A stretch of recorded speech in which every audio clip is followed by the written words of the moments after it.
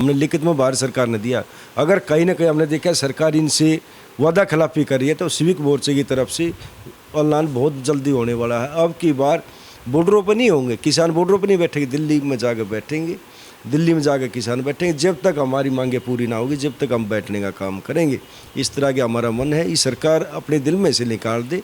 ठीक है, वे कहीं ना कहीं हम सामने हमारे जो खड़े कर रखे थे हमारे भाई हैं, धन्यवाद करते हैं, उनका बहुत बड़ा समर्थन भी रहा कहीं ना कहीं। लेकिन जब दिल करेगा, जब हम दिल्ली को घेरने का काम करेंगे, जब दिल करेगा दिल्ली को जाम करने का काम करेंगे। सरकार अपनी मनसा साफ कर ले। कि जो टैनी के लड़के को जमानत दी गई है वो कमज़ोर पैरवी के कारण हुई है। तो इस बार हमने पंजाब से जो सुप्रीम कोर्ट के वकील है चीमा साहब वो, और दिल्ली के अंदर प्रशांत भूषण जी, उनको हायर किया है और उन्होंने सुप्रीम कोर्ट के अंदर इसको चैलेंज करने की बात की है। को ये सिफारिश की थी कि अगली मीटिंग जो हो दिल्ली के बीच में हो, ताकि सरकार को ये मैसेज जाए कि दिल्ली के बाहर नहीं, इस बार विस्फोट होगा तो दिल्ली के बीच से होगा।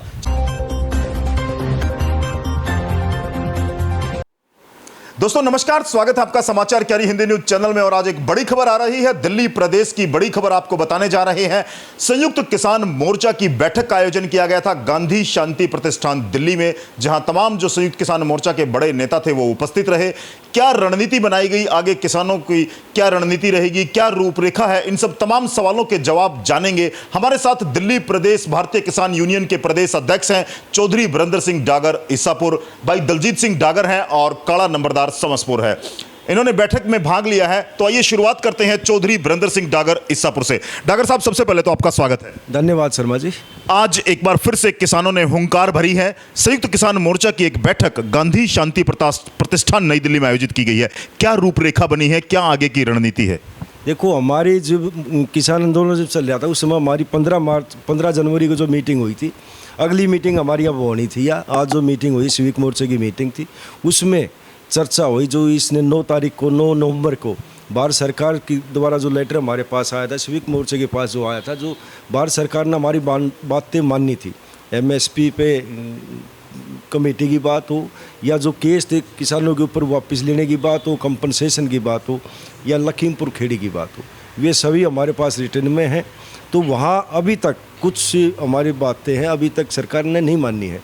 फिर वादा खिलाफी हम 21 मार्च को फिर नज़दीकी पूरे हिंदुस्तान में जिसके एसडीएम ऑफिस में या डीसी ऑफिस में फिर एक लेटर देंगे हम राष्ट्रपति के नाम कि आपने 9 नवंबर को जो हमारे से वादा जो किया था, सरकार ने जो वादा किया था, अभी तक वे पूरा नहीं हुआ है।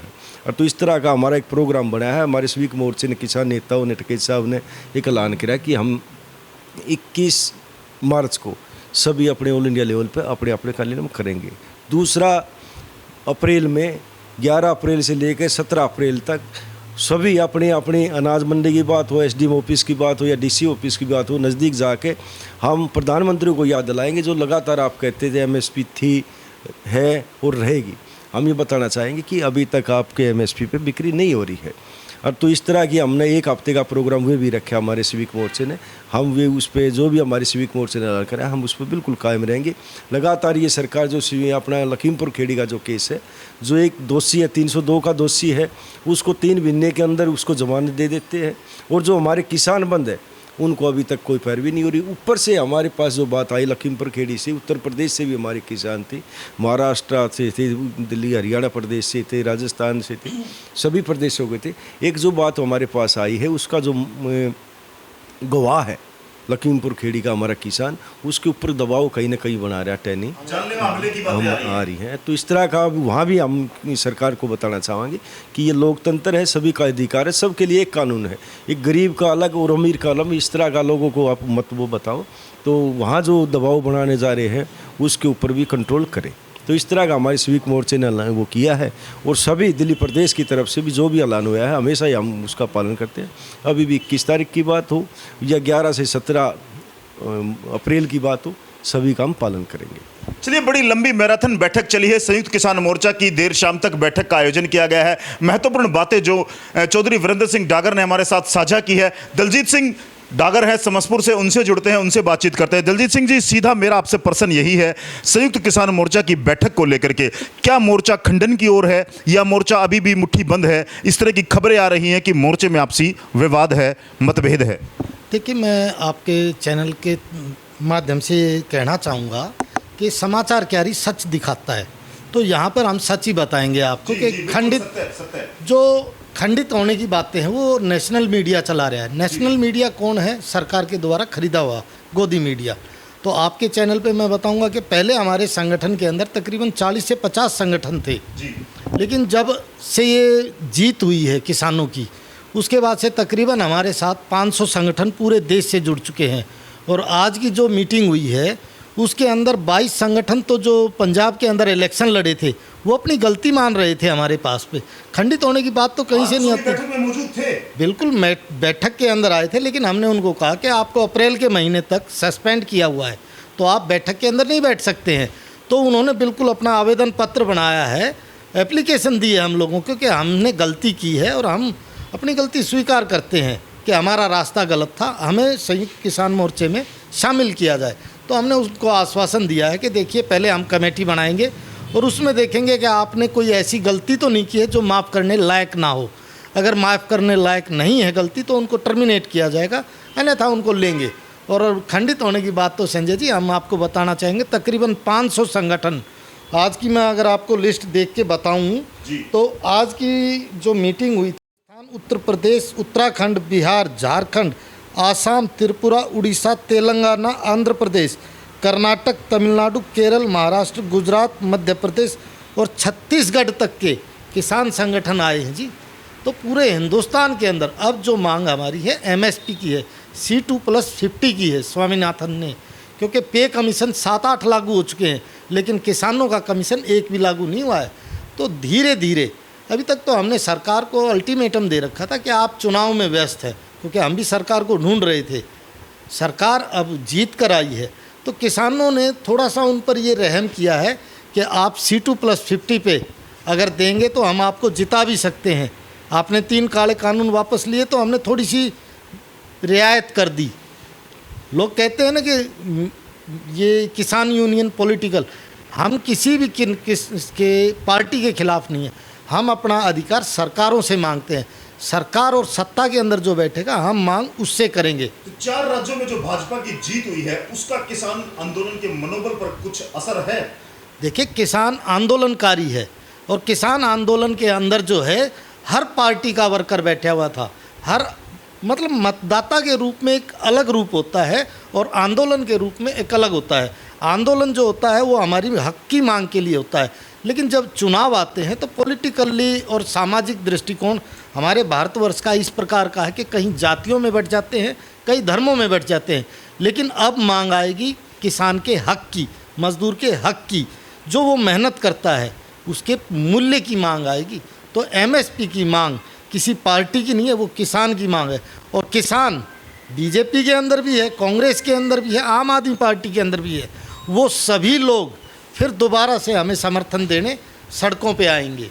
चलिए, इस दौरान डागर साहब मैं आपसे जुड़ना चाहूंगा। एक प्रश्न है, जिस तरह से एमएसपी की मांग के बारे में बात किया गया, मुकदमों को लेकर के क्या निर्णय लिए गए हैं? ये बड़ा इशू है। जो किसानों पर जो मुकदमे हैं, हरियाणा प्रदेश के अलावा जो अन्य प्रदेशों में किसानों पर मुकदमे हैं, उनको लेकर के क्या? बिल्कुल, उसमें चर्चा हुई, सभी प्रदेशों की चर्चा हुई। हरियाणा प्रदेश की जो बात आई, हरियाणा प्रदेश की तरफ से हमारे संगठनों ने बात रखी है, कुछ हरियाणा प्रदेश से केस वापसी की बात आई है और जो किसानों को मुआवजे की बात आई, 5-5 लाख रुपए मुआवजा भी दिया है। लेकिन केंद्र के केस है या दिल्ली के केस है, कई प्रदेश ऐसे केंद्र शासित प्रदेश, उनकी बात है, वहाँ मुकदमे अभी तक वापस नहीं हुए, उन पर लगातार बात चल रही है। और कहीं ना कहीं सरकार की जो वहाँ हमारे पास जो बात आई प्रशासन की तरफ से कि भाई सरकार कहीं ना कहीं व्यस्त थी, चुनाव में व्यस्त थी और बहुत जल्दी आपके जो मांग है वे इस पर केस वापस की बात हो या भाई मुआवजे की बात हो, बहुत जल्दी हम इसको डिक्लेयर करने जा रहे हैं। दलजीत जी, आंदोलन की रूपरेखा आपने बता दी है, आगे की जो रणनीति है वो आपने कुछ शब्दों में वीरेंद्र सिंह डागर ने बता दी है। क्या एक बड़े आंदोलन की पटकथा भी लिखी जा रही है? देखिए, पटकथा तो इस प्रकार से है कि पहले तो लखीमपुर पे मैं बोलना चाहूँगा आपको कि जो टैनी के लड़के को जमानत दी गई है वो कमज़ोर पैरवी के कारण हुई है। तो इस बार हमने पंजाब से जो सुप्रीम कोर्ट के वकील है चीमा साहब वो, और दिल्ली के अंदर प्रशांत भूषण जी, उनको हायर किया है। और उन्होंने सुप्रीम कोर्ट के अंदर इसको चैलेंज करने की बात की है कि कहीं ना कहीं दबाव बना के जो ये जमानत दिलवाई है, क्योंकि जमानत दिलवाने के 100 तरीके होते हैं सरकार के पास, गवाहों को डराना धमकाना। जैसे ही जमानत मिली, हमारे एक गवाह के ऊपर जानलेवा हमला हुआ है, वो तो किसान यूनियन के सदस्यों ने जाकर ज़बरदस्त तरीके से विरोध प्रदर्शन किया है, तब वहाँ FIR हुई है। तो उस बात को भी हम सुप्रीम कोर्ट के अंदर उठाएंगे कि ये देखिए कि जिनको आप जमानत दे रहे हो वो गुंडाई पे उतराए हैं। और रही बात आंदोलन की, तो आंदोलन तो ख़त्म किया ही नहीं गया था, स्थगित किया गया था। और अब हमने सरकार को ये अल्टीमेटम दिया है कि आप जल्द से जल्द MSP के ऊपर अपना कानून बनाएं, वे जो लंबित मांगे हैं उनको पूरा करें, नहीं तो इस बार आंदोलन दिल्ली से बाहर नहीं होगा। क्योंकि हमने 27 फरवरी को दिल्ली के अंदर एक मीटिंग की थी दिल्ली किसान यूनियन की तरफ से, जिसमें हरियाणा, पंजाब और उत्तर प्रदेश के किसानों को बुलाया था दिल्ली के छावला एरिया में।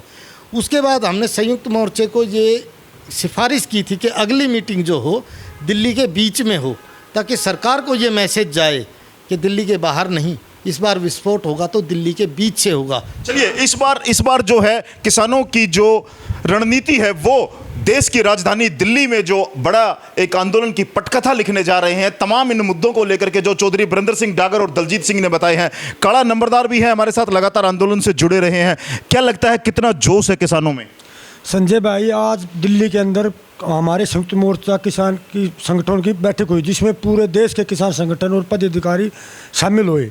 दिल्ली प्रदेश किसान यूनियन की तरफ से हम भी वहाँ पर गए थे और हमने वहाँ पर चर्चा और विचार किया। या तो सरकार जो मांगे सरकारें मानी थी, या तो उनको पूरा कर दे, नहीं तो पूरे देश में एक बहुत बड़ा आंदोलन हम फिर से शुरू करने जा रहे हैं। जी चलिए वीरेंद्र जी, अंतिम प्रश्न है आपसे। जिस तरह की बातें आ रही हैं और देश की राजधानी दिल्ली में एक बार फिर से किसान हुंकार भरते नजर आ रहे हैं, MCD के चुनाव भी हैं और 5 राज्यों के चुनाव फिर से प्रस्तावित हैं, सरकार ने अंदरूनी तैयारियां शुरू कर दी हैं, तो किसान एक बार फिर से आर पार के मूड में है।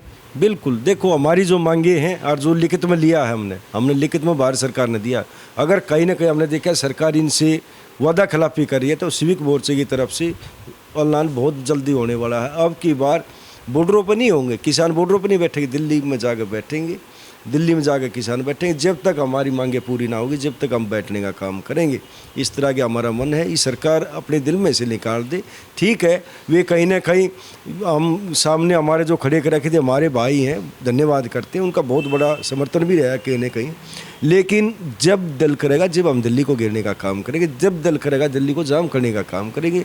सरकार अपनी मनसा साफ कर ले, आंदोलन जब दिल करेगा, जब हम शुरू कर देंगे। चलिए, धन्यवाद प्रधान जी, आपसे हमसे बात करने के लिए शुक्रिया। धन्यवाद। धन्यवाद दलजीत भाई, और काला नंबरदार आपका भी बहुत बहुत धन्यवाद, शुक्रिया।